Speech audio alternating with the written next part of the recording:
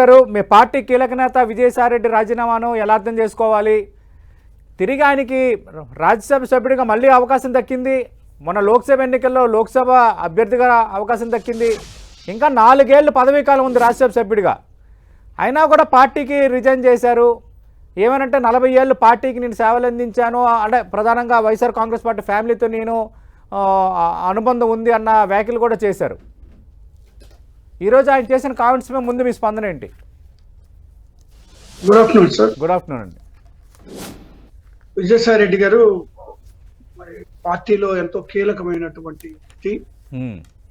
ఒక మాటలో చెప్పాలంటే వన్ ఆఫ్ ద పిల్లర్స్.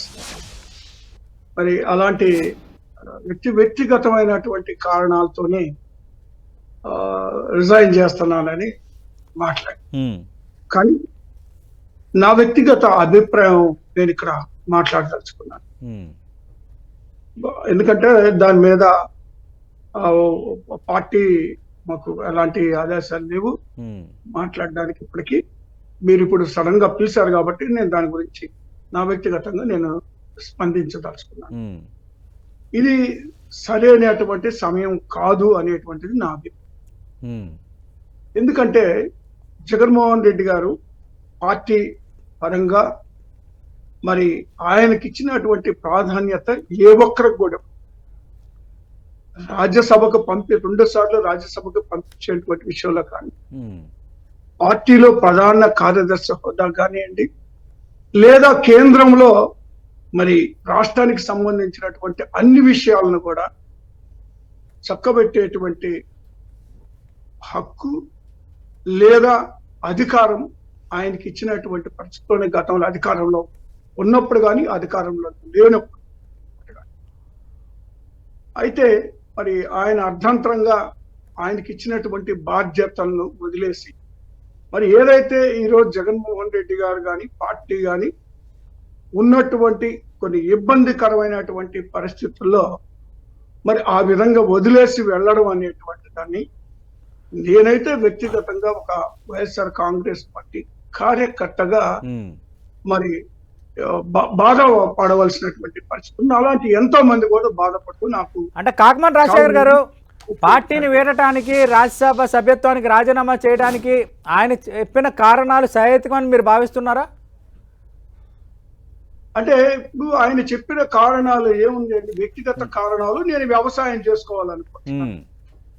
అది ఎలా కారణం అవుతుందండి? అది కారణం కాదు కదా. నేను అందుకే నా మాటల్లో ముందుగా నేను చెప్పా, ఇది సరి అయినటువంటి సమయం కాదు అని. పార్టీ అధికారంలో ఉన్నప్పుడు గత 5 సంవత్సరాలు ఈ నిర్ణయం తీసుకుంటే మీరు చెప్పినట్టుగా నేను కూడా అంగీకరిస్తాను.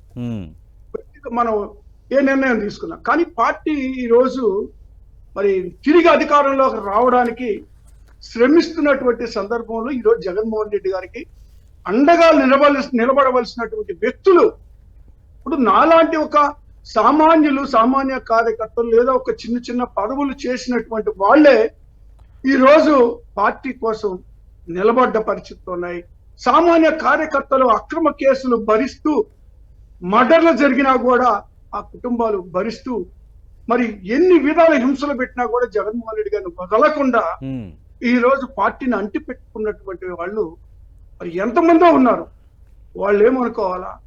అధికారంలో ఉన్నప్పుడు అన్ని అనుభవించినటువంటి అనేక మంది వ్యక్తులు పార్టీని వీడుతున్నటువంటి సందర్భం చూస్తుంటే ఇది ఒక రాజకీయ వ్యభిచారంగా నేను మాత్రం భావిస్తాను. ఎందుకంటే ఇబ్బందులు వచ్చినప్పుడు ఒకటి, ఇబ్బందులు రానప్పుడు ఒకటి, అధికారంలో ఉన్నప్పుడు ఒకటి, అధికారంలో లేనప్పుడు ఒకటి నిర్ణయాలు తీసుకుంటా పోతే మరి ఇది అంకిత భావం ఎలా అవుతుంది? రాజశేఖర రెడ్డి గారి కుటుంబానికి లేదా జగన్మోహన్ రెడ్డి గారి కుటుంబానికి ఏ విధంగా మనం మరి మద్దతుదారులు అని చెప్పుకోవడానికో, లేదా ఆ కుటుంబాన్ని దశాబ్దాలుగా అంటి పెట్టుకున్నామని చెప్పుకోవడానికో ఏ విధమైనటువంటి మరి సంకేతం ఇది? ఓకే. కాబట్టి ఇలాంటి నిర్ణయాలు అనేటువంటిది మరి తీసుకోవడం ఎవరైనా సరే అనేక మంది, నేను అదే గమనిస్తాను గత కొద్ది రోజుల నుంచి, అధికారం పోయిన నాటి నుంచి ఈనాటి వరకు కూడా మారుతా ఉన్నారు. కానీ వైఎస్ఆర్ కాంగ్రెస్ పార్టీకి నాయకులు మారినట్టు మాత్రాన కార్యకర్తలు మారలేదు. ఓకే.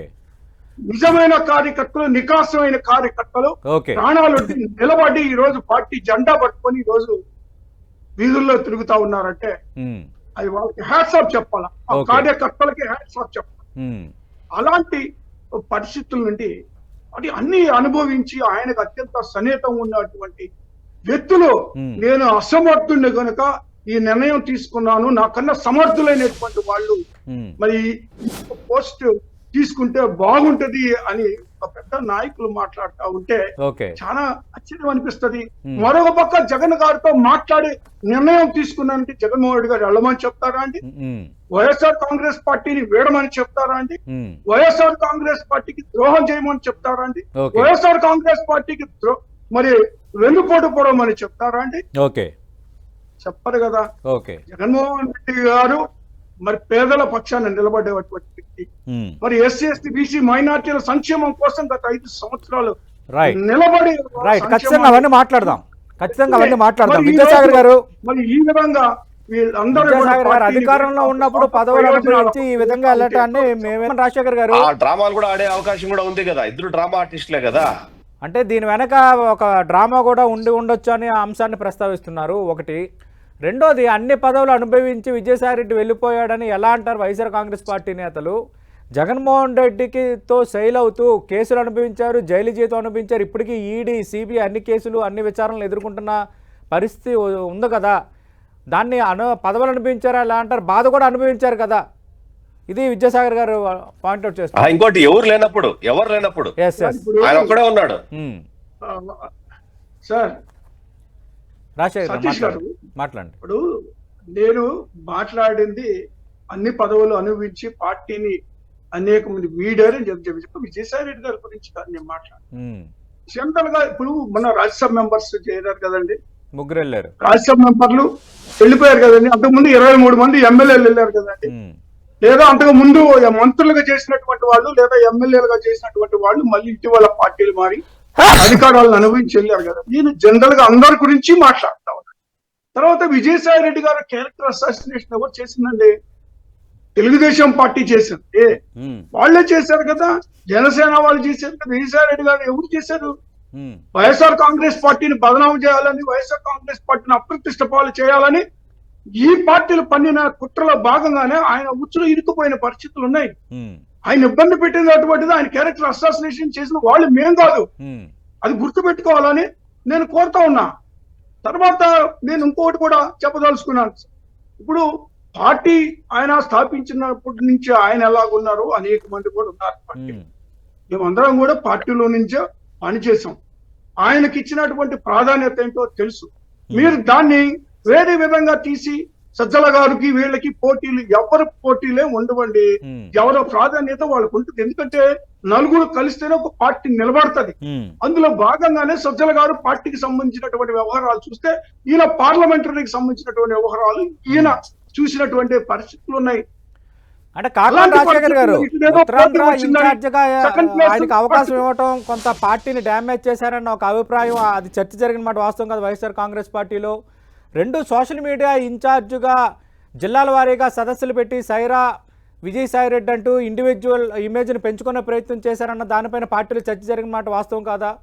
అలాగే పార్టీ అనుబంధ విభాగాల బాధ్యతల నుంచి ఆయన్ని చెప్పకుండా తొలగించిన మాట వాస్తవం కాదా? ఇలాంటి చర్చ జరుగుతుంది నిన్న రాత్రి నుంచి. మళ్ళీ ఇప్పుడు విశాఖపట్నం బాధ్యతలు అప్పచెప్పినప్పటికీ విజయసాయి రెడ్డి వెళ్ళడానికి ఎలాంటి అభ్యంతరం లేదన్న ఒక అభిప్రాయం ఫలితాల తర్వాత వైఎస్ఆర్ కాంగ్రెస్ పార్టీలో క్రియేట్ అయ్యింది అన్న చర్చ కూడా జరుగుతోంది.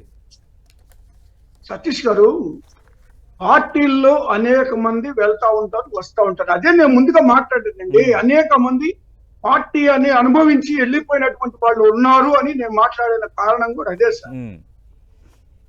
నేను అది కూడా చెప్తున్నాను. నేను సామాన్య కార్యకర్తలు ఎదురుడ్డి పోరాటం చేసి వైఎస్ఆర్ కాంగ్రెస్ పార్టీ జెండాని ధైర్యంగా మోస్తున్నటువంటి కార్యకర్తల పక్షాన్ని ఈరోజు జగన్మోహన్ రెడ్డి గారు ఉన్నారనేటువంటిది నేను మరొకసారి చెప్పదలుచుకున్నాను. ఈరోజు నాయకులు నమ్ముకొని ఏ పార్టీ ఉండదు. నాయకులు పార్టీలు ఆ పార్టీలో ఈ పార్టీ ఈ పార్టీ ఆ పార్టీలో వెళ్ళడం అనేది అతి సాధారణమైన విషయం, వెరీ కామన్ ఇన్ పాలిటిక్స్. ఇవి జరుగుతూ ఉంటాయి. సో వాటి గురించి పార్టీ ఏదో అయిపోయింది అనేటువంటి మాట మరి నేను అదే ఇంతకు ముందు కూడా టీవీ ఛానల్లో చూస్తే ఓకే వైఎస్ఆర్ కాంగ్రెస్ పార్టీ ఇంకా ఉండదు, వాళ్ళది అయిపోయింది, ఏమీ ఉండదు.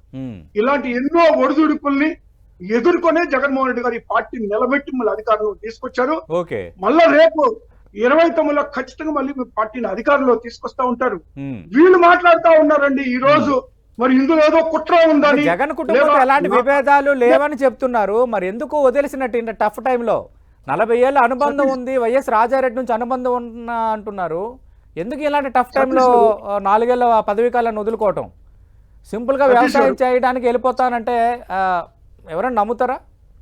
సతీష్ గారు, ఇప్పుడు వ్యక్తిగతంగా ఆయన అంశాలు ఆయనకున్నాయి, ఆయన ఇబ్బందులు ఆయనకున్నాయి, ఆయన ప్రయారిటీస్ ఆయనకున్నాయి అనేటువంటి దాన్ని చెప్పకనే చెప్పారు.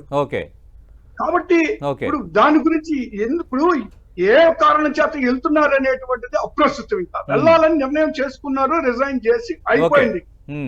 దానివల్ల పార్టీకి జరిగేటువంటి నష్టం కూడా ఏమి లేదు. నాయకత్వం మరొక నాయకత్వం మళ్ళీ పుట్టుకొస్తా ఉంటాయి. దీని వెనక ఒక కాన్ఫ్లిక్ట్ ఉంది, దీని వెనక ఒక కుట్ర ఉంది. అలాగే ప్రారంభంలో కూడా విద్యాసాగర్ గారు అన్నారు, ఏమో ఇద్దరు మాట్లాడుకొని కూడబలుకొని ఒక కొత్త రాజకీయానికి ఏమైనా తెరలేపారా అన్న అనుమానం వ్యక్తం చేస్తున్నారు. సార్ సతీష్ గారు, జగన్మోహన్ రెడ్డి గారి కుట్ర ఇందులో ఉంది అని తెలుగుదేశం పార్టీ మాట్లాడుతుంటే ఆశ్చర్యవేస్తుంది. ఇలాంటి కుట్రలు చంద్రబాబు నాయుడు గారికి వెన్నతో పెట్టి ఆయన చేస్తారు ఇలాంటి కుట్రలు. జగన్మోహన్ రెడ్డి గారు ధైర్యంగా దమ్మిర్సి ఎదుర్కొనేటువంటి శక్తి సామర్థ్యాలు జగన్మోహన్ రెడ్డి గారు ఉన్నాయి. డైరెక్ట్ గా ఎదుర్కొంటారు. ఆయన ఎవరికి ఇలాంటి కుట్రలు చేసి లేదా బ్యాక్ డోర్ లో అధికారంలోకి రావాలనేటువంటి ఆలోచన ఆయన ఎప్పుడూ చేయడం. అలా చేసే పని అయితే 14 ఎన్నికల్లోనే ఖచ్చితంగా అధికారంలోకి వచ్చేవాళ్ళం మేము. లేదా మన 19 మరి ఎన్నికల తర్వాత మళ్ళీ 24 ఎన్నికల్లో మళ్ళీ అధికారంలోకి వచ్చేవాళ్ళం. ఇలాంటివన్నీ చేసేటువంటి వ్యక్తి కాదు ఆయన. ఏ పాలిటిక్స్ అయినా స్ట్రైట్ గా ఉంటాయి, దాంట్లో సందేహమే లేదు. తర్వాత వారు మాట్లాడుతుంటే నాకు ఇప్పుడు కుట్ర అంటే ఇది కూటమి కుట్ర ఉందని మేము భావిస్తామని. ఇందులో జగన్మోహన్ రెడ్డి గారిని ఇరుకును పెట్టాలనేటువంటి లేదా ఇబ్బంది పెట్టాలనేటువంటి ఆలోచనతోనే ఈ కూటమి చేస్తున్నటువంటి కుట్ర కేంద్రంతో కలిసి అనేటువంటి. అంటే ఏంటి కూటమి కుట్ర ఏంటని? అంటే విజయసాయి రెడ్డిని రాజీనామా చేయమని కూటమి నేతలు ఎవరన్నా చెప్పారన్నా మీ అభిప్రాయం? లేదంటే రేపొద్దున్న విజయసాయి రెడ్డి ఎప్రూవర్ గా మారుతాడన్న అనుమానమా వైఎస్ఆర్ కాంగ్రెస్ పార్టీ నేతలకి? ఏంటి కూటమి కుట్ర అంటే? సతీష్ గారు, డైరెక్ట్ గా ఇండైరెక్ట్ కానీ ఏదైనా ఈయన రాజీనామా తర్వాత లబ్ధి పొందేది ఎవరండి? కూటమే కదండి. దీనివల్ల ఎవరికి మేలు జరుగుతుంది సార్? మేలు జరిగేది. తర్వాత జగన్మోహన్ రెడ్డి గారు విజయసాయి రెడ్డి రాజీనామా వెనక కూటమి ఉంది, కూటమి నేతలు చెప్తే విజయసాయి రెడ్డి రిజైన్ చేశారా? అంతేనా? ఇంకొక మాట మాట్లాడతారు. ఇంకొకటి, జగన్మోహన్ రెడ్డి గారు ఎప్పుడు విదేశాలకు పోయినా ఏదో ఒక కార్యక్రమం జరుగుతాయి. విదేశాలకు వెళ్ళినప్పుడు కార్యక్రమాలు జరిగేది తెలుగుదేశం పార్టీలో. ఎన్టీ రామారావు గారు అమెరికా ఆపరేషన్కి వెళ్ళిన తర్వాత ఆయన పదవిచ్యుతుని చేసి అధికారంలో కూర్చుంది చంద్రబాబు నాయుడు. ఆయన నైజం అది. జగన్మోహన్ రెడ్డి గారు నైజం ఎందుకంటే సార్ ఒక్క నిమిషం సార్, విదేశీ పర్యటన ఉన్నప్పుడు నాదెండ్ల భాస్కర్ రావు ముఖ్యమంత్రి అయ్యింది.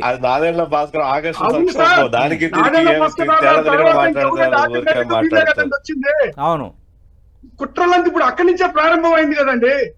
అలాగే ముఖ్యమంత్రిగా జగన్మోహన్ రెడ్డి విదేశీ పర్యటనలో ఉన్నప్పుడు చంద్రబాబు నాయుడు అరెస్ట్ జరిగింది ఇక్కడ. కాబట్టి నేనేమంటానంటే ఈ కుట్రలు చేసేది ఏదైనా చంద్రబాబు నాయుడు గారికి వెన్నతో పెట్టిన విద్య, అది మాకు సంబంధం లేనటువంటి అంశం.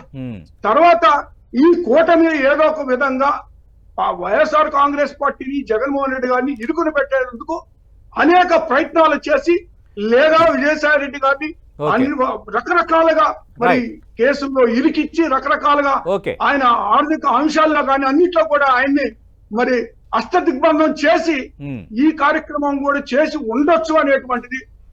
విజయసాగర్ గారు, ఫైనల్ గా దీనిపై వివరణ ఇవ్వండి సార్.